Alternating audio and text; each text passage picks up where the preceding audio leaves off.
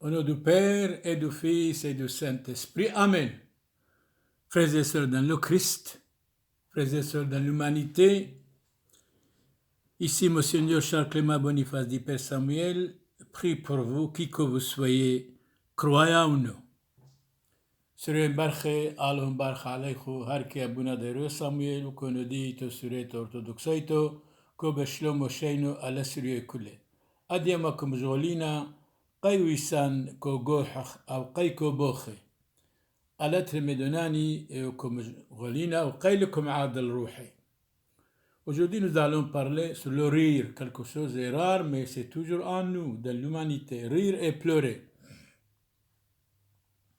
C'est comme vous entrez dans un jardin, il y a tant de fleurs, tant d'arbres, c'est à vous de choisir les fleurs qui vous conviennent, les fleurs qui vous dérangent, les fleurs qui vous soutiennent, les fleurs qui est utile pour vous, pour que vous soyez quelqu'un dans la vie, et pas quelque chose de médiocre. Nous commençons. Écoutons attentivement. Rire, le rire. J'ai regardé le rire comme une erreur. Et j'ai dit à la joie, pourquoi m'a tout trompé? Même la joie nous trompe de temps en temps. Après la joie, il y a bien sûr les pleurs. La joie excessive est ordinairement suivie de la tristesse. C'est vrai que nous sommes dans la joie, allez dans une réunion, vous dansez, vous devenez ivre, après vous allez faire un accident, à Dieu ne plaise. Et après, il y a la tristesse. Voyez-vous, il faut être vigilant et prudent sur tous les plans, sur tous les niveaux dans notre vie. En un mot, il faut être quelqu'un. Rire, ça va, mais pas trop. Voltaire disait, nous devons aimer la vérité, mais nous devons aussi pardonner à l'erreur. C'est vraiment le christianisme. Les trésors du christianisme, pardonnez les autres, aimez votre prochain comme toi-même, soyez miséricordieux comme votre Père céleste est miséricordieux. Là où il n'y a pas la miséricorde et le pardon, eh bien ce n'est pas le christianisme. Je dirais même Dieu n'est pas là. Nous devons dire clairement, la vérité doit chasser l'erreur. Nous tous, nous avons certaines erreurs, nous devons nous améliorer, nous devons nous corriger. Si vous dites « je sais tout », vous mentez. Tout ce que nous savons, c'est rien du tout. Même Socrate disait « tout ce que je sais, je ne sais rien. Je dois apprendre doucement, doucement, en écoutant les autres, en lisant des livres et des conférences. Tout ce qui est beau, tout ce qui est vraiment vrai. » Eh bien, Saint Augustin nous dit quelque chose ici, c'est formidable. Il dit, monsieur, vous me blessez si vous allez cacher mes manquements et mes erreurs. Dites-moi mes erreurs, je dois me corriger. Mais si vous les cachez, vous êtes mon ennemi. Vous me blessez si vous cachez mes erreurs. Vous me blessez si vous cachez les erreurs que vous pouvez remarquer dans mes actions, dans mes paroles, dans ma conduite. Dites-moi mes erreurs, je dois me corriger, ne les cachez pas s'il vous plaît. Je ne suis pas fâché quand vous dites mes erreurs, quand vous dites attention, vous vous trompez, attention, ça ce n'est pas beau. Je dois être content même. Si je veux être fâché, je ne suis rien du tout. Je ne suis pas quelqu'un, je suis quelque chose de médiocre. Et Saint Augustin ajoute, vous rougissez de corriger vos erreurs, n'est-ce pas? C'est honteux. Et vous ne rougissez pas de rester dans l'erreur. L'erreur est humaine, bien sûr. Pardonner est divin. Rester dans l'erreur est satanique et diabolique. Nous devons nous corriger, chacun de nous. Chacun de nous. Rester dans l'erreur, c'est vraiment honteux. Honteux. Marcel Pagnon, écrivain français, l'honneur est comme les allumettes, ça ne sert qu'une fois.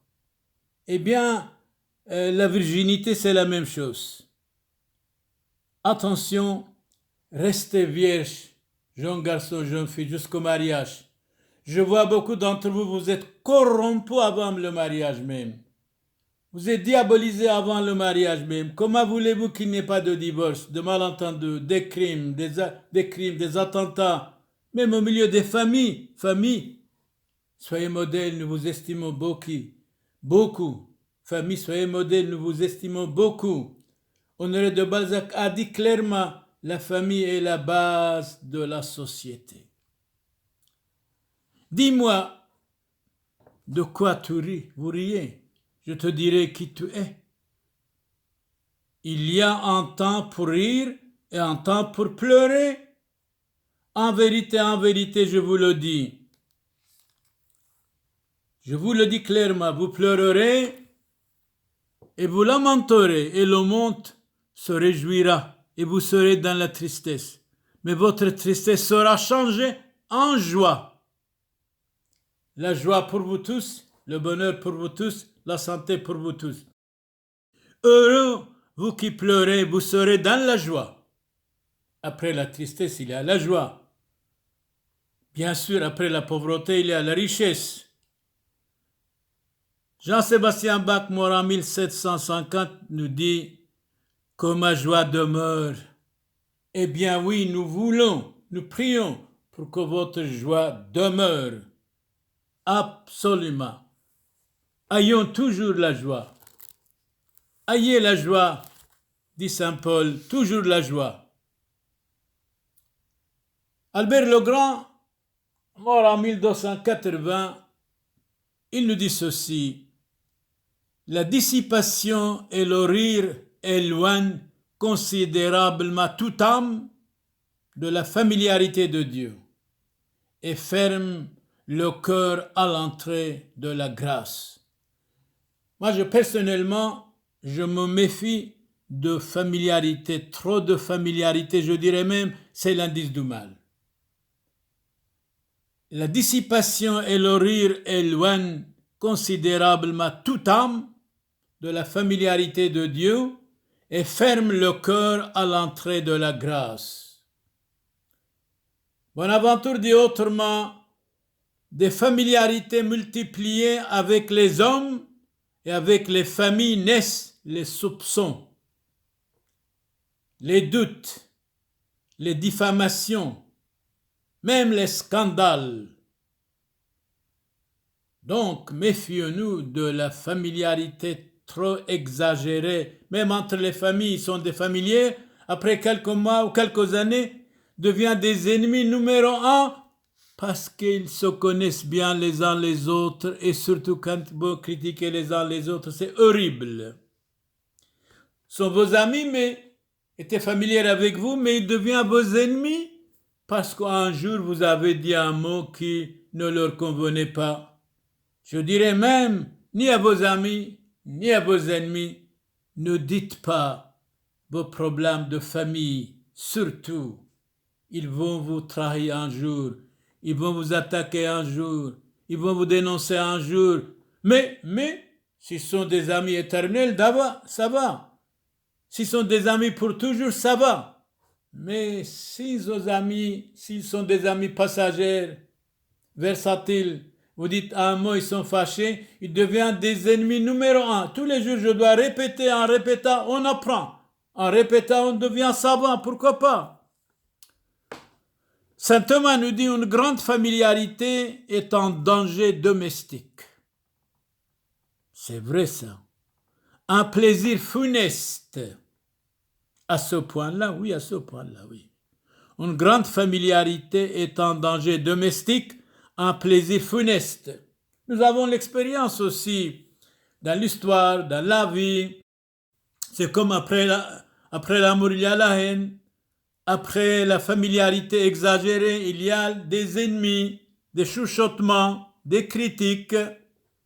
Une grande familiarité est un danger domestique, un plaisir funeste et passager. Autre chose, un mal caché sous de belles couleurs. Plus cette familiarité augmente, plus les bons principes s'affaiblissent, plus la pureté reçoit de souillure. Donc, méfions-nous, trop de familiarité. Par exemple, si vous allez vivre avec un serpent, un jour, il va vous mordre, dit Isidore Hispal, mort en 636. Il était vraiment un encyclopédiste de Tolède en Espagne. Il nous dit ceci: la familiarité est comme le serpent. Si vous restez près d'un serpent, vous ne serez pas longtemps sans blessure. Le serpent va vous mordre certainement. Trop de familiarité avec les gens, avec les amis même, s'ils ne sont pas éternels, ils vont vous mordre totalement, je suis sûr et certain. Ils vont vous critiquer absolument parce que vous avez raconté tous vos bêtises, tous vos biens en même temps. Vous avez raconté toute votre vie et vos amis, les gens qui étaient familiers avec vous, ils n'étaient pas ni adultes ni modèles. Ils étaient des hommes et des femmes versatiles et changeants. Après, ils vont vous trahir parce que vous avez dit un jour un mot qui ne leur convenait pas. Alors, un ami doit être éternel ou bien quittez-les. La familiarité doit être éternelle ou bien quittez-les. Isidore a raison. La familiarité est comme le serpent. Si vous restez près d'un serpent, vous ne serez pas longtemps sans blessure. Le serpent va vous mordre tôt ou tard. Attention, danger. L'enfant n'entre pas dans le monde en riant. Nous allons parler aujourd'hui, nous parlons de rire et de pleurer. L'enfant n'entre pas dans le monde en riant, mais en pleurant, dit saint Augustin. L'enfant n'entre pas dans le monde en riant, mais en pleurant. C'est-à-dire l'enfant, quand il est né de sa mère, eh bien, il ne rit pas, il pleure. C'est comme quelqu'un dit: pourquoi je suis venu dans le monde? Le monde des problèmes. Mais après, il va être content, bien sûr. Je dédaignais d'être enfant. Et je n'étais qu'un homme plein d'orgueil. Oh là là là, orgueil. Bien, Saint Jacques nous parle de l'orgueil. Saint Jacques, chapitre 4, verset 6. Dieu résiste aux orgueilleux, mais il donne sa grâce aux humbles. Frères et sœurs, méfions-nous de l'orgueil. Soyons humbles et simples, la simplicité, l'humilité. Soumettez-vous donc à Dieu. Résistez au diable, il fuira loin de vous. Méfions-nous de l'orgueil. Franchement, nous tous, nous sommes des vaniteux, des jaloux, des orgueilleux, des colériques. Oui, plein de haine et de mensonges. Alors corrigeons-nous. Approchez-vous de Dieu. Nous devons nous approcher de Dieu. Il s'approchera de nous et de vous. Purifiez vos mains, pécheurs. Nettoyez vos cœurs, âmes partagées. Mais pourquoi vous êtes partagés? Pourquoi vous ne pouvez prendre une bonne décision pour la conversion, pour être quelqu'un dans la vie, pour être un vrai chrétien, un vrai modèle, un vrai citoyen? Eh bien oui, approchez-vous de Dieu, il s'approchera de vous. Purifiez vos mains, pécheurs, et nettoyez vos cœurs. Oh! Des mauvais cœurs, certainement. Âme partagée, vous êtes chaque fois partagé. De temps en temps, vous dites oui, de temps en temps, vous dites non. Votre parole doit être oui, oui, ou non, non. Le reste vient du diable, dit le Christ. Dans la chute du diable, comme dans la prévarication de l'homme, la première cause du mal est toujours l'orgueil des êtres humains misérables, mortels. Les orgueilleux négligent Dieu, servent le diable, méprisent la parole divine. C'est exact. Ça, je suis absolument convaincu de ça, sûr et certain. Hérodote dit autrement, historien grec, au sujet de l'orgueil: L'orgueil est l'apanage des imbéciles, c'est-à-dire le privilège des imbéciles. Ils préfèrent tout le temps l'orgueil. L'orgueil est l'apanage des sots et des imbéciles. La hâte est la mère de l'échec. À-toi lentement, pas de précipitation. Méfiez-vous de l'orgueil. Le plus grand parmi vous sera votre serviteur. Qui s'élèvera sera abaissé. Qui s'abaissera sera élevé. Effectivement, c'est très important de se méfier de l'orgueil. Je dédaignais d'être enfant et je n'étais qu'un homme plein d'orgueil. Après, je me suis converti. C'est Saint Augustin qui parle. Je deviens quelqu'un d'autre. J'ai abandonné tout. J'ai abandonné les plaisirs. J'ai abandonné tout ce qui était dangereux, y compris des femmes qui couraient derrière moi. Je les ai abandonnées. Je deviens quelqu'un maintenant, converti totalement. Je m'appelle Saint Augustin. Saint Augustin dit, l'erreur est humaine, pardonnée est divin, restez dans l'erreur est diabolique. J'ai chassé l'erreur de moi, certainement. Saint Paul dit, 1 Corinthiens chapitre 14, verset 20, mes frères, ne soyez point sans prudence, sans discernement comme les enfants, mais soyez comme eux sans malice. Je dois répéter, Saint Paul nous dit, mes frères, ne soyez point sans prudence, sans discernement, comme les enfants, mais soyez comme les enfants sans malice. Les petits enfants n'ont pas de malice, mais quand ils deviennent grands, il devient un petit peu diabolique aussi. Saint Jérôme dit autrement, mort en 420, la prudence est la voie droite royale. La prudence est la voie droite et royale. Être vigilant, être prudent, ça vaut la peine. Cicéron dit autrement, nous appelons la prudence l'art de vivre. Cicéron qui nous dit ça, oui. Nous appelons la prudence l'art de vivre. C'est exact. La prudence est l'œil de toutes les vertus, dit Pythagore, mort en 500 avant Jésus-Christ. Donc la prudence est l'œil de toutes les vertus. Saint Basile le Grand, mort en 379, natif de Césarée, aujourd'hui Césarée, eh bien, ne riez pas avec l'éclat. Rire ainsi, c'est de la folie. Ne riez pas avec l'éclat, rire ainsi, c'est de la folie. C'est vrai, méfions-nous de tout cela. Mais, nous avons dit, Cicéron nous a dit, nous appelons la prudence l'art de vivre. C'est vrai, être vigilant et prudent. De temps en temps, on n'est pas vigilant ni prudent, on est trop naïf. On dit n'importe quoi à n'importe qui.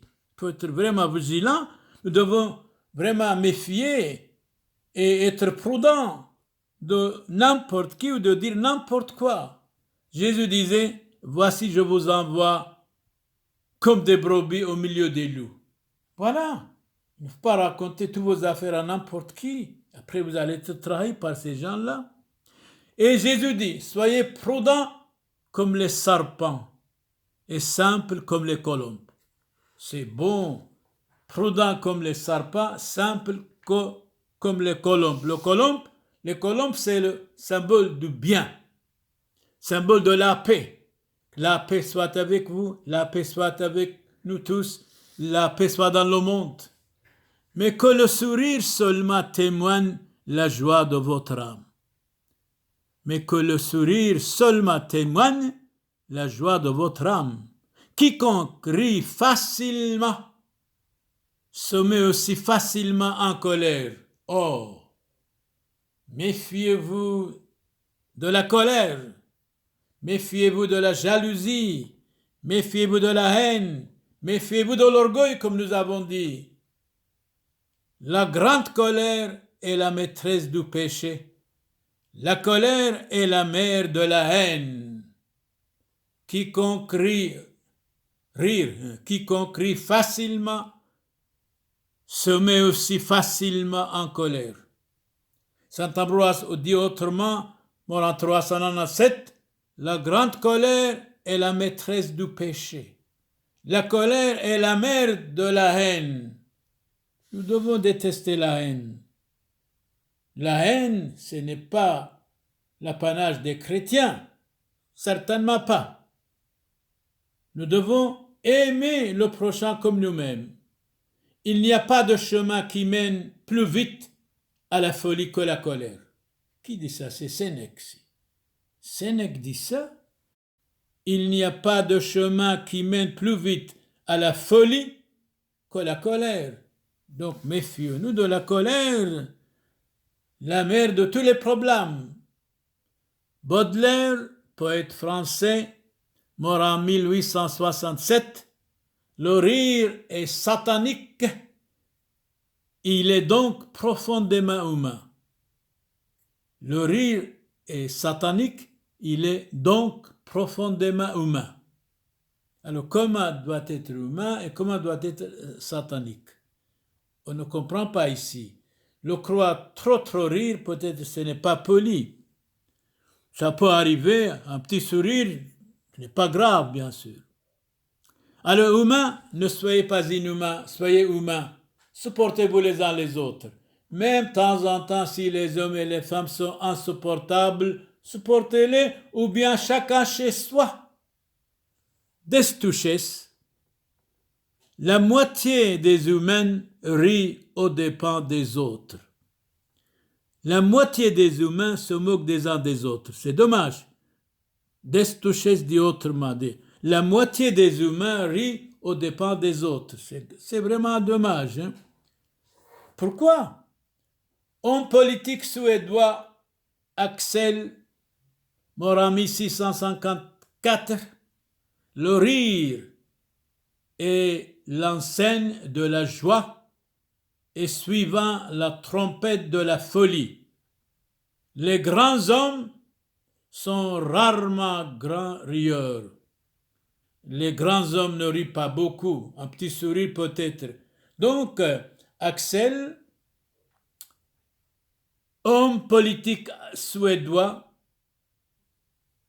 le grand ami de Christine de Suède, il est mort en 1654. Il nous dit ceci au sujet du rire. Le rire est enseigne de la joie et suivant la trompette de la folie. Les grands hommes rient peu, ils ne rient pas beaucoup. Un peu de sourire, pas plus.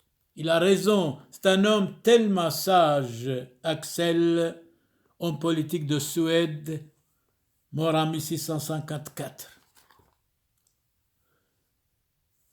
Clément d'Alexandrie, mort en 217, lettre à son disciple Origène. Rire et faire rire ne convient guère à des chrétiens.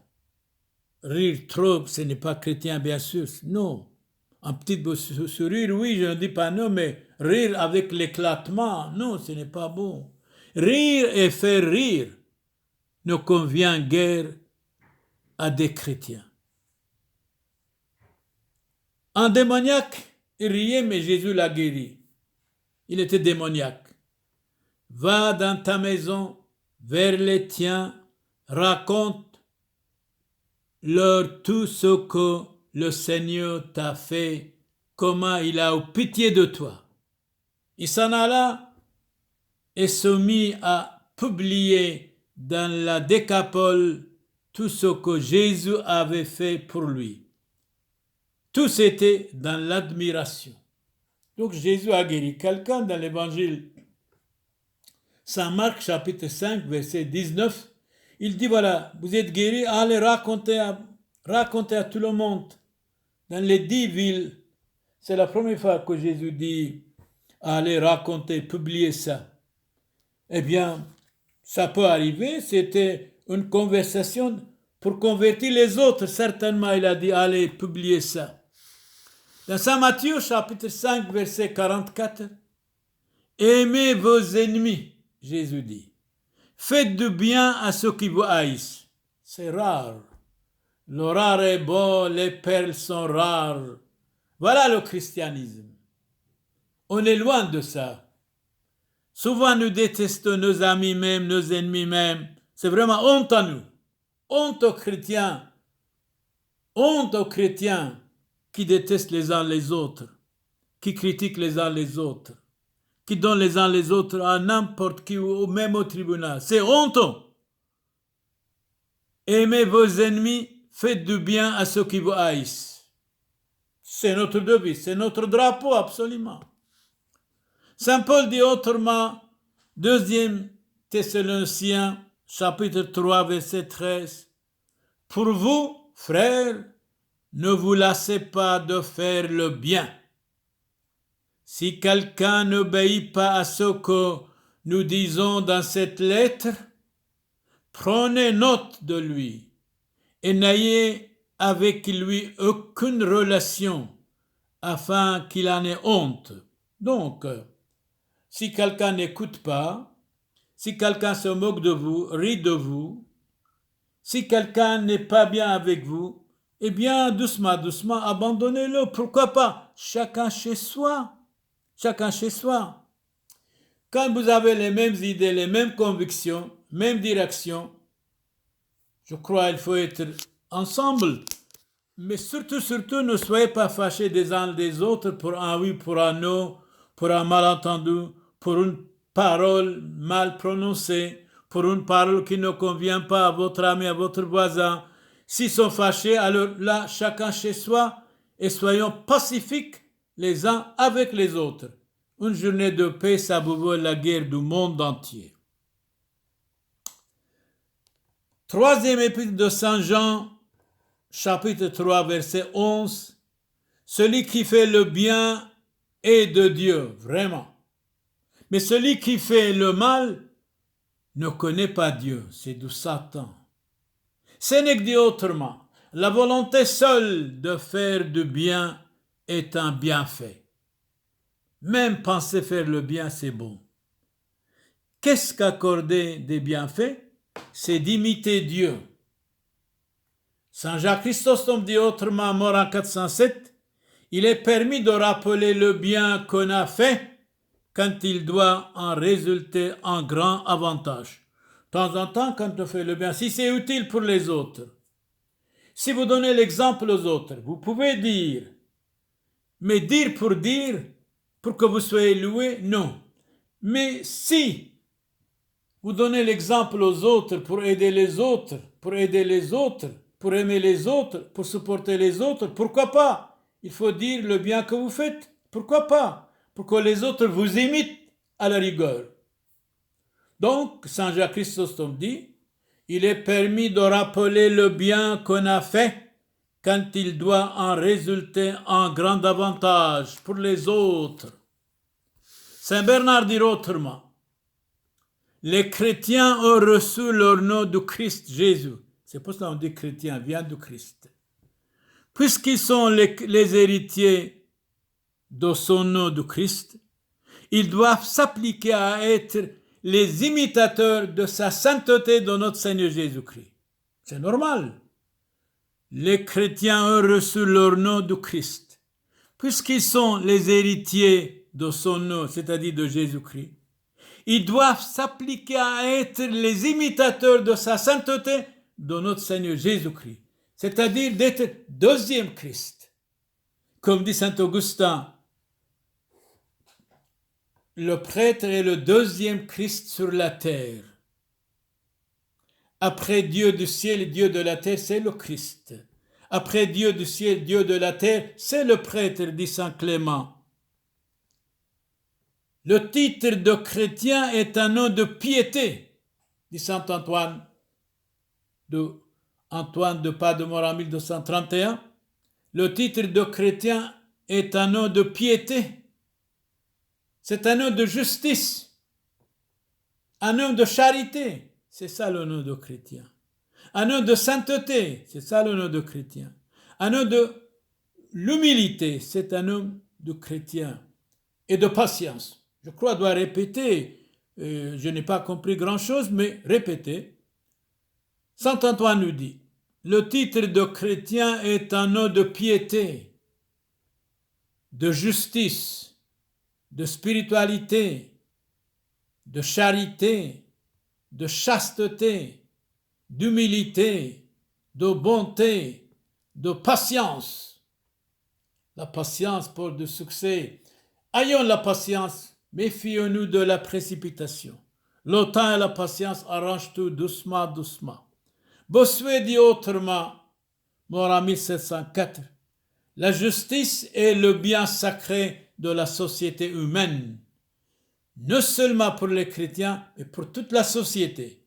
La justice est le bien sacré de la société humaine. La patience. Une journée de patience, 1 heure de patience, disait Saint Curé d'Ars, eh bien ça vous vaut 3 journées de jeûne. La patience porte du succès. Saint Curé d'Ars dit autrement, vous laissez un village sans prêtre pendant 20 ans, les hommes et les femmes vont adorer aux animaux stupides. Certainement. Aujourd'hui, tant de villages en Occident, il n'y a pas de prêtre. Mais dans chaque village, il y a une église. Ce qui veut dire dans le passé, il y avait dans chaque église, pour chaque église, un prêtre. Depuis qu'on a modernisé Dieu, il n'y a plus ni missionnaire, ni vocation des prêtres. C'est vraiment honteux. C'est la faillite même. À cause de dirigeants de l'église même sont responsables de tout ça. Moderniser Dieu, non. On peut moderniser tout, changer tout, mais la vérité, non. Non, vraiment non. Moderniser Dieu, non. Changer la vérité, non. Alors, la patience. L'eau qui tombe goutte à goutte, avec la patience, perce le plus dur rocher. C'est vrai ça. Pas à pas on arrive là où nous allons, certainement. L'eau qui tombe goutte à goutte perce le plus dur rocher. Descourette dit autrement, la patience est la force des faibles. Saint Paul dit autrement, la patience produit l'espérance. Mais Shakespeare dit autrement, pauvres gens, ceux qui n'ont pas de patience. Donc, Shakespeare dit aux fidèles, aux gens, eh bien, celui qui n'a pas la patience est un misérable, c'est un pauvre. Pauvres gens, ceux qui n'ont pas de patience. C'est vrai, Shakespeare a raison. Victor Hugo, mort en 1885, la fille qui aime à rire s'achemine à pleurer tôt ou tard. Alors, jeune fille, soyez modèle, jeune fille, soyez vigilant, jeune fille, ne riez pas beaucoup, jeune fille, ne restez pas 1h du matin ou minuit sur les chemins. Jeune fille, soyez modèle pour fonder une véritable famille. Monsieur, avez-vous des filles? Point d'interrogation. Conserve la pureté de leur corps. Avez-vous des filles? Vous pouvez conserver la pureté de leur corps, de ne pas coucher avec n'importe qui avant le mariage. Marie ta fille, monsieur. C'est une grande affaire. Donne-la à un homme sage, un homme prudent, un homme croyant. Il ne faut pas donner n'importe qui, soi-disant, sous prétexte qu'il aime. Après l'amour, il y a la haine, et après le divorce. Monsieur, marie ta fille, c'est une grande affaire. Donne-la à un homme sage, croyant, vigilant, combattant dans le bien, charitable. Une fille prudente sera l'héritage de son mari. C'est vrai. Une fille insensée sera le déshonneur de son père et de sa mère. Qui dit ça? C'est Ecclésiastique, chapitre 22, verset 4. Ecclésiastique, chapitre 22, verset 4. Une fille prudente sera l'héritage de son mari. C'est bon. Une fille insensée, imbécile, sera le déshonneur de son père et de sa mère. C'est-à-dire une fille marionnette qui couche avec tout le monde, versatile, changeant, eh bien, elle va être le déshonneur de ses parents, ça c'est sûr et certain. Alors, jeunes filles, soyez vigilants et prudents, respectez vos parents, soyez de véritables filles chrétiennes. Cicéron dit autrement, s'il est permis de rire, les éclats sont cependant blâmables. On n'a pas le droit de blâmer quelqu'un quand il rit avec l'éclat, mais ce n'est pas joli. S'il est permis de rire, les éclats sont cependant blâmables. S'il est permis de rire, les éclats sont cependant blâmables. On n'a pas le droit de blâmer quelqu'un, nous devons d'abord blâmer nous autres. On n'a pas le droit de corriger les autres, d'abord nous devons corriger nous-mêmes et après corriger un petit peu les autres. Médecin, guéris-toi toi-même d'abord et après vous pouvez guérir les autres. Épictète, philosophe grec, mort en 125 après Jésus-Christ, supporte et abstiens-toi de tout ce qui est mal. Supporte même l'insupportable. Supporte tout ce qui est difficile. Le difficile a de la qualité, le facile est diabolique, le facile est vulgaire, le facile qui nous domine et le facile qui nous amène à beaucoup de problèmes.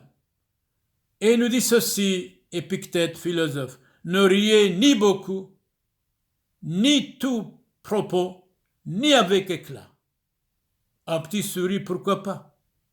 Supporte et abstiens-toi de tout cela. Ne riez ni beaucoup, ni tout propos, ni avec éclat. Aujourd'hui, notre thème, notre discours, notre homélie, c'est au sujet de rire et pleurer.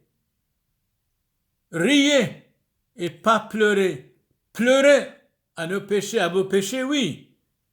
Nous devons pleurer à nos manquements de vigilance, à nos péchés, à nos gaffes, à nos mensonges. Nous devons nous convertir en pleurant, oui.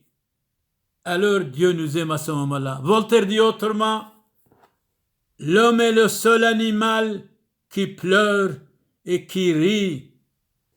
À ce point-là, vous avez dit, Voltaire, le monde est corrompu pour être corrompu et vous allez maintenant taxer de l'homme un animal. Voltaire, vous taxez les hommes des animaux. Dans le dictionnaire philosophique de Voltaire, dit cette phrase, l'homme est le seul animal qui pleure et qui rit. Dictionnaire philosophique de Voltaire, en 8 volumes. Buffon, mort en 1788, naturaliste français. Le rire et les pleurs sont des signes particuliers à l'espèce humaine pour exprimer le plaisir ou la douleur de l'âme. C'est vrai, c'est vrai. Ou la douleur de l'âme. L'âme est immortelle. Si vous gagnez le monde entier, si vous perdez votre âme, vous n'avez rien gagné. Alors, dans l'évangile Saint Matthieu, chapitre 5, verset 43, le Christ nous dit, « Tu aimeras ton prochain comme toi-même. » Voilà le drapeau de la chrétienté. Nous devons aimer nos prochains comme nous-mêmes, quels qu'ils soient, croyants ou non. Je souhaite pour vous tous, qui que vous soyez, croyants ou non, santé, réussite, protection, que vous soyez protégés contre toute maladie. Seigneur Jésus, exaucez-nous. سوريا مبارخ على مبارخ عليكم شلومو شينو الكلخو ومعدلنا روحينا باسيموثو بقاديشوثو وبهيمونوثو الله بشما مانح أكايو دا سوريا كله وبشينو شلومو على سوريا كله آمين أبوند بشمايو نث قداش موخ تيثي مالكوثوخ نهو سبيونوخ أي كانت بشمايو أو برو هبلا لحمة سنقونان يومونو وجبقلن حوبين وحطوهين أي كانوا دفحنان جبقلن حوبين لو تعلن نسيونو إلو فاصون من بيشو ميتول ديلو خي مالكوثو حيلو تجبحتو العولم علمين آمين شلوم لخ مريم مليار طيبوثو موران عميخ بارختو هاتبنيشي ومباراخو فيرو دبكرسيخ موران يشوع مشيحو مرت مريم يولدا صالوه آفس حلوفين حاطوه هوشو وبشو عاث موتان آمين سرين برخالهم برخ عليخو فوشن بشلومو أحاي حبيباي كاد مقالينا الخل طيبوثو والرحمة دتليثو يوثو قادشتو ومشابحتو عم زودة وبركوثو دان سبتون من مدبحم حسيونو دموريو راحيقة عم قريبة حاي عميثي فريقاي بصليبة زاكويو دموريو وطبيعاي برشمد معموديثو قادشتو ديت حاصي حوبيكون تشبق بصوريكون وتنح روحوث دعاني ديكون وينو عبد محيلو وحاطويو اثحنين وث آدار بياسلاوث خون فوشن بشلومو سريوين برخي كاث حوذيتون روزيتون وعلاي محيلو صالاو أديو ما أمدد ملان أليحو بو مشيحو ملي بفسوقو دحمشو بآي 43 مرمتا بومغانين كومر رحمو جيراني ذو خدوثو هات وجيرانثو واو طوى محذوذي هات وناعمثو واو طوى محذوذي الناعمثو لازم تشمعنخو ودلقاوري مطاي وتسمي ناعيمي غلبي ودوث نعميخو ليعيتو دمصالن تون مهيمني ودلم تركي هيمنوثو سورييتو أرثوذكسويتو مشيحويتو اللهم بارك على سوريا كله شينو شلومو.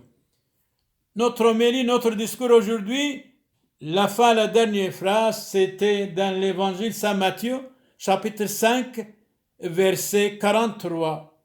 Tu aimeras ton prochain comme toi-même. C'est le symbole, le drapeau du christianisme. C'est le pardon, la miséricorde et l'amour de Dieu et du prochain. Dominus vobiscum, benedicat vos omnipotens Deus, Pater et Filius, Spiritus Sanctus, indulgentiam, absolutionem et remissionem peccatorum nostrorum, tribuat nobis omnipotens misericors Dominus.